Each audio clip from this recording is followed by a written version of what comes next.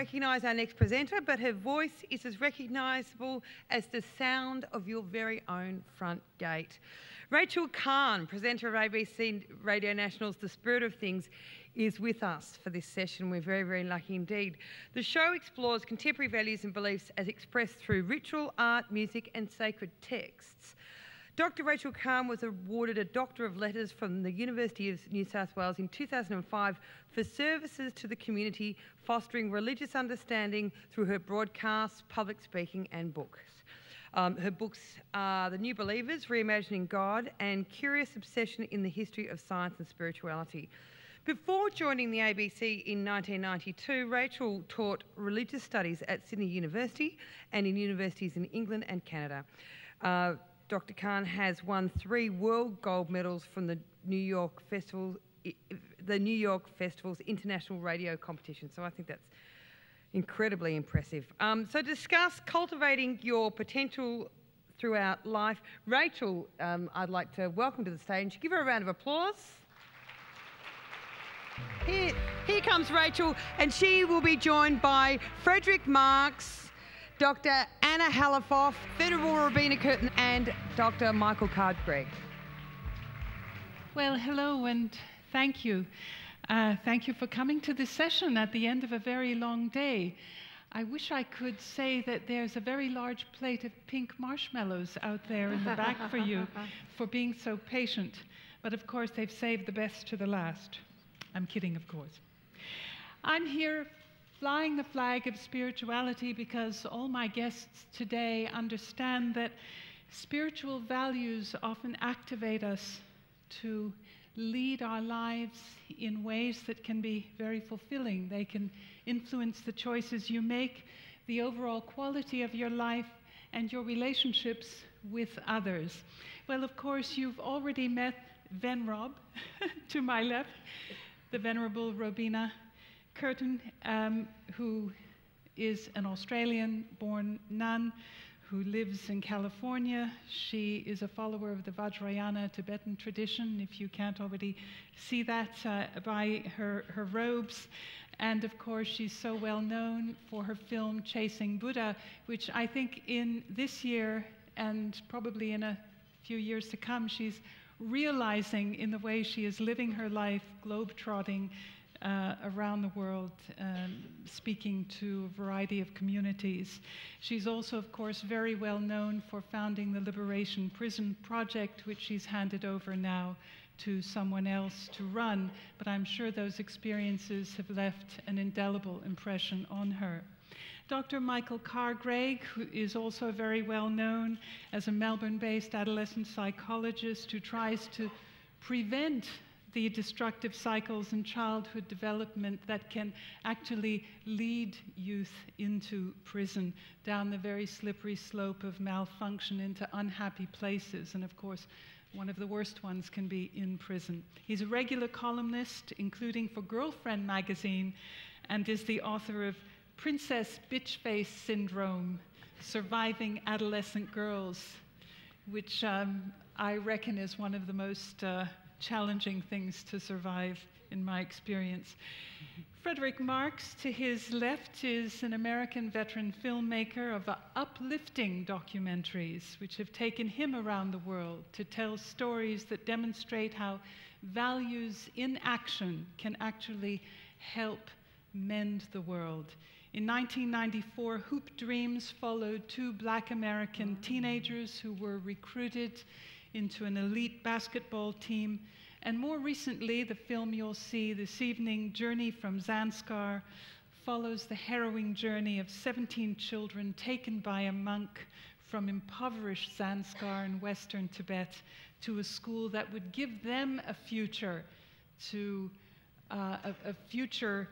ensure their education and continuation of their culture.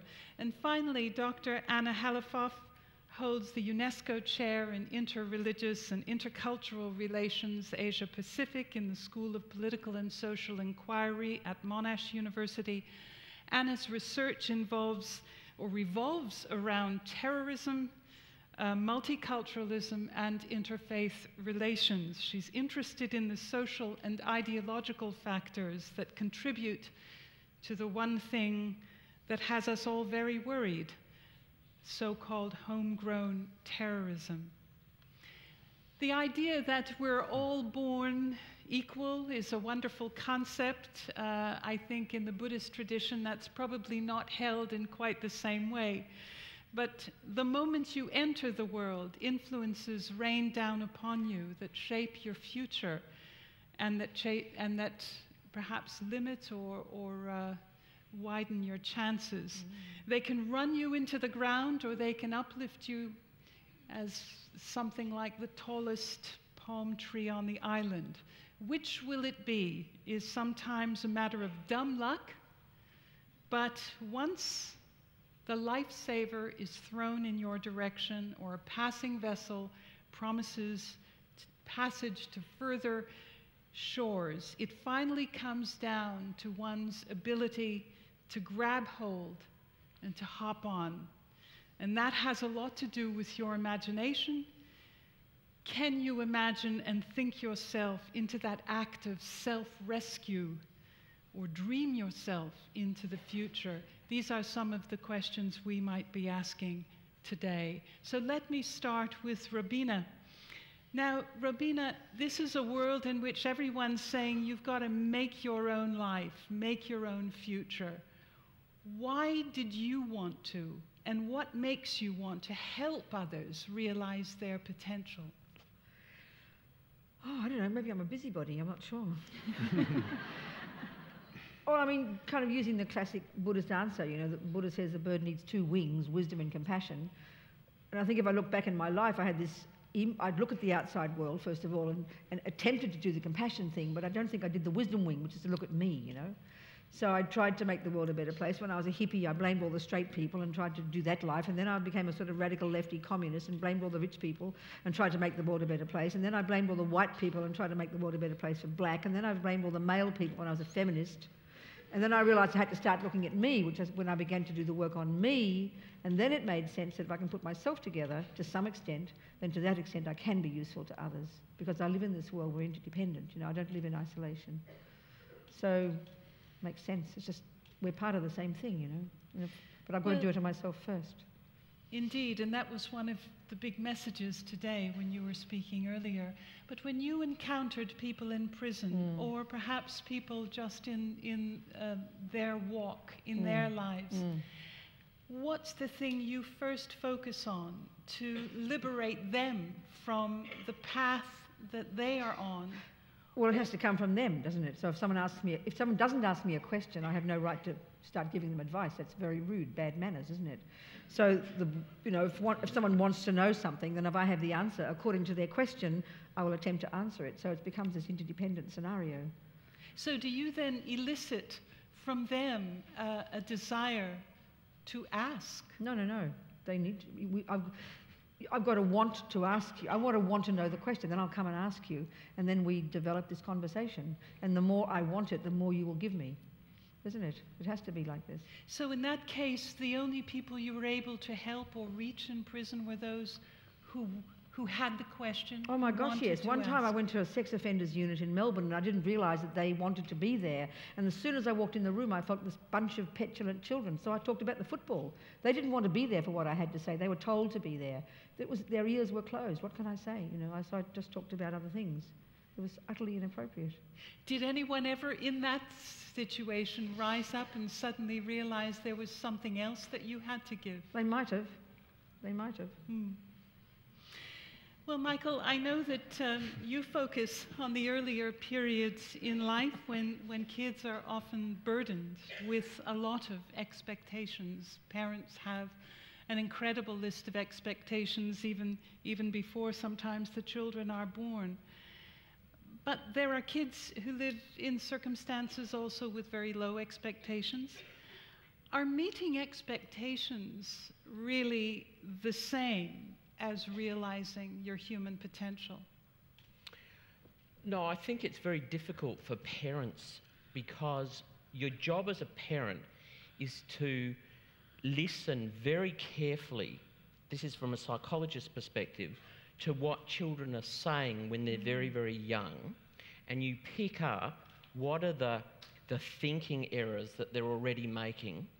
And I believe that our job as parents is to listen and then do some strategic editing. There you go. And as a cognitive behavioural therapist, one of the things that I do every day is get kids to think about the assumptions they've made about the world. Because I've come to the conclusion after the 26 years in the business that the happiest of my clients are the ones with flexible thinking, who are able to look at a situation and see both the good or bad. So I hunt out the oughts, the musts, the shoulds, the can'ts, because they are basically automatic negative thoughts, which basically inevitably lead to very, very dark feelings and actions. So I think as parents, what we have to do is take that enormous responsibility. You know, you have all the fun of procreation, but then you actually have the responsibility to make sure that you've given these kids the skills, the knowledge and the strategies to get through life. And a really sad fact, those of you from Melbourne might not know this, but in the last week we had the first of our Victorian Certificate of Education Year 12 exams.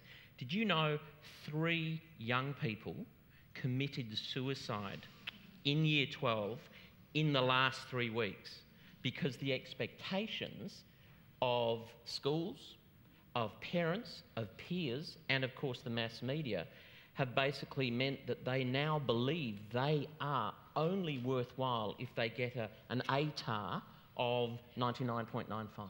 So, Michael, are we falling down here on our focus, which is so often on goals, on outcomes, rather than on values? Yes, yeah. I mean, the beautiful thing about working with young people is that they don't all come in the same size. I've always said to my students, you've basically got 3 little clocks in each kid that you see: a social maturity clock, a kind of physical maturity clock, which you can see, and an intellectual maturity clock. And they don't all beat the same time. They don't all arrive there at the same time. Some kids are late bloomers. Can I remind you that Mr. Einstein, Albert Einstein's father, received a letter from a teacher at school saying it doesn't matter what your kid does, he'll never amount to anything. Whoops, got that wrong. Indeed. Well, there's so much focus as well on school, on teachers, on psychologists, and of course, many of you here are psychologists and teachers. But how important really are parents in this process of bonding with their kids and instilling, really demonstrating the values they want their children to have? It's not enough, for example, to be drinking Chardonnay and saying, darling, no, you can't have this until you're 17, because that's when I think you're ready for it. How much does there have to be really strong parental bonding? It doesn't just have to be parental. It can be adult caregivers. And I think it's very important, because we often forget the role of grandparents, for example, and I think they can play an incredibly important role. But yeah, kids will basically be like sponges. They will suck up like a vacuum cleaner what isn't said, and they will observe. And therefore, you have to make sure that what you say is congruent with what you do. Otherwise, you have no credibility. And, you know, I've got to be honest with you, I'm finding it really difficult. I practice in the suburb of Kew, which is fairly affluent. And it's very difficult to tell kids not to smoke marijuana when their parents do every night. That's problematic. Wow. Well, Frederick, I just watched your latest film, Journey from Zanskar, about the 17 children who are rescued, as it were, by a couple of monks, taking them to a village much further over the Himalayas, depends on how you pronounce it, but to a school far away. And you've, of course, made several films about boys. And there's a theme, obviously, in your work, and it is about boys and boys at a transition period, children, but also boys. What prompted your particular interest in that subject? Well, I suppose the easiest answer is to talk about my own troubled teen years and to say, you know, I struggled with drugs and alcohol and all of the fun things of teenage life. And you know, the root issue for me at that time was my father died very suddenly when I was 9, and he had a heart attack, and I said goodbye to him, goodnight to him one day, and he was gone forever the next. So from that moment onward, I really struggled to find a workable image of mature masculinity in my life. And I only realized in my early 40s that for most of my teen years, well through my 20s, when such a male mentor would appear on my horizon, I would almost inevitably project all the worst aspects of my father onto him and just say, out of hand, I don't want any part of you, and thereby sort of reduce my own chances of finding that workable image of mature masculinity. So what was interesting to me, though, in making a film 2 films ago called Boys to Men, ? I knew all that coming into it. What I discovered in the process of making it, I'm a man who's in his, I just turned 56. I don't have my own kids.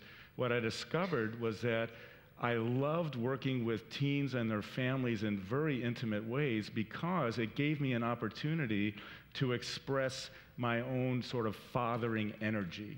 And it was really liberating for me to understand this, that even though I didn't have my own children, I certainly love the task, if you will, of fathering. And I love mentoring young people. So it gave me a chance to get in and work intimately with families and offer them everything that I could in terms of reflecting back to them what I observed. Do you think there's a deficit in Western society of fathering energy? Oh, absolutely. I mean, there's no question about it. And, you know, I think most of us in the room are probably familiar with most of the statistics about, you know, single women raising children. And, but, you know, it's a much deeper problem than that. And for me, it goes to the issue of rites of passage and mentorship. You know, in that film, Boys to Men, I filmed a number of teen boys over a period of a year, and one of them, Spencer, sort of became my prototype Columbine killer. Now, most of you may not recognize the name Columbine, but in the small town of Columbine, Colorado, in the year 2000, something like 13 children were shot by 2 students, and they eventually then killed themselves as well. So here's a young man who was 15 years old who expressed nothing but the urge to walk into a classroom, kill all of his students, kill his teachers and his principal. He had nothing but suppressed rage. What I found and what shocked me a bit was that he's not alone. In fact, there's millions and millions of kids like him, teen boys, at least in the United States, carrying this intense suppressed rage. So I forgot where I was going with that comment, but at any rate, well, it's interesting. We certainly have our own Columbine with the Port Arthur massacre, when a young man went into a restaurant and killed a number of people. And of course, this keeps happening periodically. It's a wake-up call. What do you think kids need? What do you think would be a method of well, fostering? Yeah, thank you. You know, and now I remember where I was going. He had a wonderful home, and he had a very loving father in the home. So it wasn't the old absent father issue. Very caring parents. The story with him focused on the fact that he had epileptic seizures, and we actually filmed his brain surgery to have part of his hippocampus taken out to relieve him of this physical problem. And he was literally a new boy at the end of this surgery, and yet at the end of the film, after a whole year of time, where is he? He wants to kill his fellow students. He wants to kill his teachers and his principal. He's in the same place. The point that I want to make, and that I made back to his parents, was he needs a rite of passage. He needs something to celebrate the new being that he becomes. So he needed to be allowed to do things physically that previously his mother would never allow him to do. His dad needed to come, put a backpack on his back, say, we're going out into the woods for a week, and you're going to camp with me, and you're going to fit, and all of these things which were absolutely forbidden. He was not even allowed to be in physical education classes. So something on the order of that would serve as a meaningful rite of passage to announce to him that he's no longer that epileptic, humiliated teen that he once was, and is now on his way to becoming a man. Well, that transition from boy to man is with us, of course, all the time, and we see it go awry in different ways. And I want to ask you about a phenomenon we are reading about a lot, ethnic gangs in Australia, groups of disaffected youngsters who bond, who get some sense of worth being together. Sometimes they go off into militia camps. Sometimes they follow a firebrand preacher who gives them a mission. Could this kind of thing be feeding into a natural youthful desire to want to amount to something, to be important, to get something done, to be a man? Well, certainly in terms of research, there is research that looks at the similarities in processes of young people getting involved in gangs and also getting involved in new religious movements, which would include things like charismatic leadership and the pull that has for young people. And what these studies tend to do is they identify young people as being particularly at risk for a number of reasons. And young people, especially those that have weak social ties or who have experienced sort of sense of alienation from their own peer group or from society more broadly, seem to be more vulnerable to these movements or groups or leaders. So the reason why is that these new religious movements, and Islamism, you know, could be seen as one of these groups, is it provides this sense of belonging. So that's one of the things. It provides a community. It provides a sense of acceptance and like-mindedness. The other thing that I think, and is backed up by the research, is that it's quite normal for young people to, especially like in mid to late adolescence, to feel a sense of injustice around the world and society and the way things are. It's really not until we get to that stage in our development that we are really looking out to the world and suddenly realizing things aren't so idyllic. So there's a sense of wanting to do something about that, and I think that's a natural process. And then at that time, as Venerable Robina said, you know, often we join social movements. I became involved in, I guess, fairly radical but non-violent environmental activism at that age. So we want to be part of a movement, we want to be part of social change, and sometimes we can choose a group to belong to that wants to do that peacefully, but unfortunately sometimes we could be attracted as a young person to a more violent ideology. Well, Anna, I can't believe it, but we only have 5 minutes to go, so I'm going to ask you a question I was going to put to you later. If you could choose something for these young people that would be that would enhance their potential but would be more socially effective, what would you choose and what do you think would work?